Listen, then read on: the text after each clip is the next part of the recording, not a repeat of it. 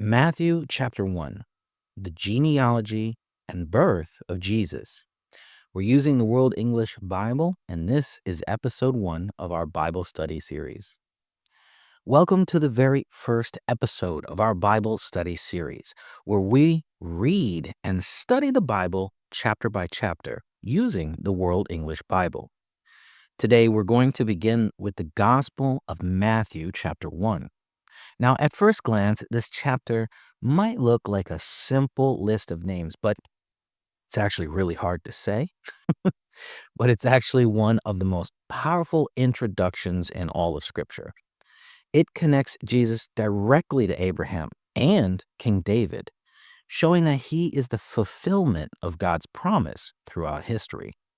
Let's begin with a short prayer before we read. Heavenly Father, thank you for giving us your word. As we read Matthew chapter 1 today, open our eyes to see the beauty of your faithfulness through generations. Help us to understand the meaning behind each name and each event, and remind us that your plan for salvation was never an accident. It was always part of your design. In Jesus' name we pray. Amen. The book of the genealogy of Jesus Christ, the son of David, the son of Abraham. Abraham became the father of Isaac, and Isaac became the father of Jacob. Jacob became the father of Judah and his brothers. Judah became the father of Perez and Zerah by Tamar. Perez became the father of Hezron, and Hezron became the father of Ram. Ram the father of Amminadab, and Amminadab the father of Nahshon. Nahshon the father of Salmon. Salmon became the father of Boaz by Rahab. Boaz became the father of Obed by Ruth, and Obed became the father of Jesse. And Jesse became the father of King David. David became the father of Solomon by her who had been the wife of Uriah. Solomon became the father of Rehoboam. Rehoboam became the father of Abijah. Abijah became the father of Asa. Asa became the father of Jehoshaphat. Jehoshaphat became the father of Joram. Joram became the father of Uzziah. Uzziah became the father of Jotham. Jotham became the father of Ahaz. And Ahaz became the father of Hezekiah. Hezekiah became the father of Manasseh. Manasseh became the father of Amon. And Amon the father of Josiah. Josiah became the father of Jeconiah and his brothers at the time of the exile to Babylon. After the exile to Babylon, Jeconiah became the father of Shealtiel. Shealtiel became the father of Zerubbabel. Zerubbabel became the father of Abihud.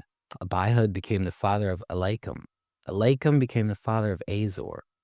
Azor became the father of Zadok. Zadok became the father of Achim. Achim became the father of Eliud. Eliud became the father of Eleazar. Eleazar became the father of Matan. Matan became the father of Jacob. Jacob became the father of Joseph, the husband of Mary, from whom was born Jesus, who is also called the Messiah. So all generations from Abraham to David are 14 generations. And from David to the exile to Babylon, 14 generations. And from the exile to Christ, 14 generations. Now the birth of Jesus Christ was like this.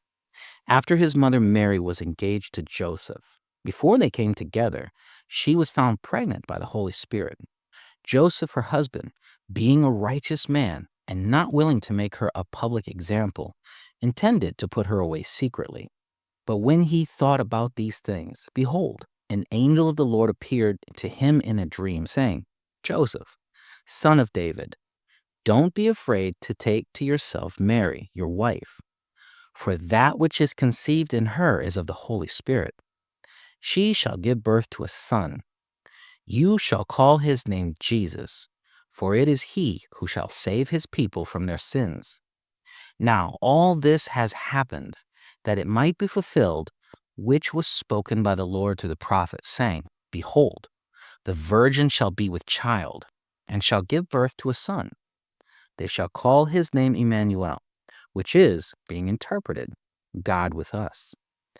Joseph arose from his sleep and did as the angel of the Lord commanded him, and took his wife to himself, and didn't know her sexually until she had given birth to her firstborn son. He named him Jesus. Now, Matthew begins his gospel with something that might seem strange to modern readers: a list of names. But for Jewish readers at the time, this was incredibly important. It immediately proved that Jesus had the right lineage. He was born to the son of Abraham, the father of faith, and the son of David, the rightful king. Let's look closer at what this genealogy teaches us.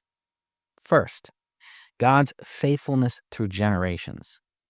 The genealogy shows us that God kept his promises from Abraham to David to Jesus. God's covenant plan for salvation never stopped, even through sin, exile, and failure. Even when generations were unfaithful, God remained faithful. It's a reminder that history is not random. It is guided by the hand of God. 2. The inclusion of outsiders.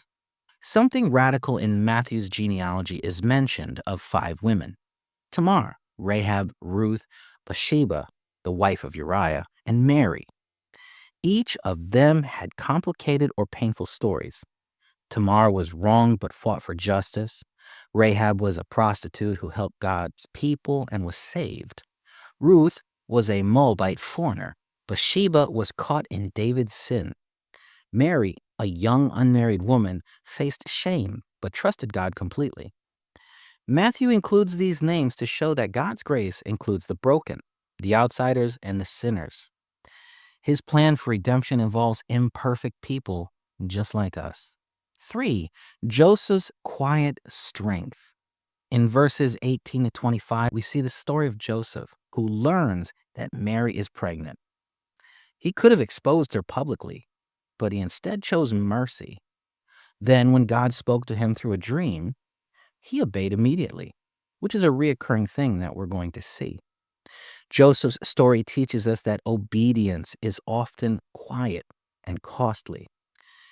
He didn't make speeches, he didn't argue, he just obeyed. In doing so, he fulfilled his role in God's plan and became the earthly father of the Savior of the world. 4. Emmanuel, God with us. The angel quotes Isaiah 7:14.